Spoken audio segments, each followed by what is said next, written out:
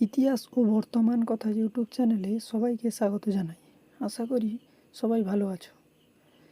2024 chess অলিম্পিয়াডে জোড়া সোনা জয় ভারতের। বুদাপেস্টে 45তম চেস অলিম্পিয়াড অনুষ্ঠিত হয়েছিল। এখানে ভারতের পুরুষ ও মহিলা দল অংশগ্রহণ করে।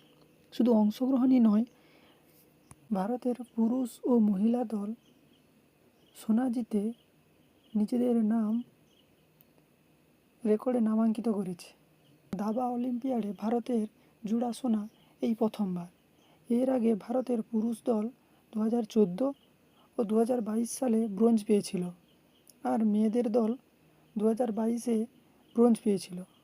বুদাপেস্টে এই অলিম্পিয়াডে পুরুষ ও মহিলাদের সোনা জয়ের পর সেলিব্রেশন 2024 টি-20 বিশ্বকাপে রোহিত শর্মার সেই রোবেশনের কথা মনে করিয়ে দেয়। সোনা জয়ের পর ভারতের মহিলা ও পুরুষ দাবাড়ুরা রোহিত শর্মার সেই রোবোটিক স্টাইলের আনন্দে মেতে উঠলেন। ফাইনাল রাউন্ডে স্লোভেনিয়াকে পরাজিত করে শীর্ষস্থান দখল করে ভারতের পুরুষ দল। জয়ের জন্য গুরুত্বপূর্ণ ভূমিকা পালন করেন দাবাড়ু ডি গুকেশ, অর্জুন এরিগাইসি এবং আর প্রজ্ঞানন্দ। এবারে চেস অলিম্পিয়াডে অন্যতম শক্তিশালী প্রতিপক্ষ ছিল রাশিয়ার ভ্লাদিমির ফেদোসিভ। তাকে হারিয়েছেন গুকেশ। অন্যদিকে অর্জুন এরিগাইসি গুরুত্বপূর্ণ ম্যাচে পরাজিত করেন স্লোভেনিয়ার ইয়ান সুবেলজকে। পুরুষদের মতো ভারতের মহিলা চেস দলও চমক দেন এবারের চেস অলিম্পিয়াডে।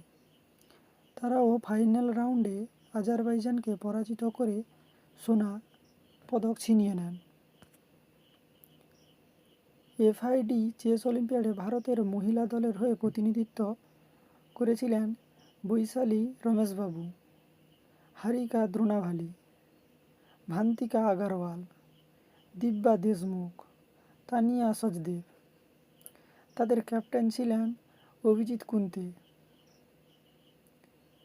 আজারবাইজানের গোভহার বেদুল্লাহ ইয়াভাকে পরাজিত করেন দিব্যা দেশমুখ এবং সোনার পদক ছিনিয়ে নেন।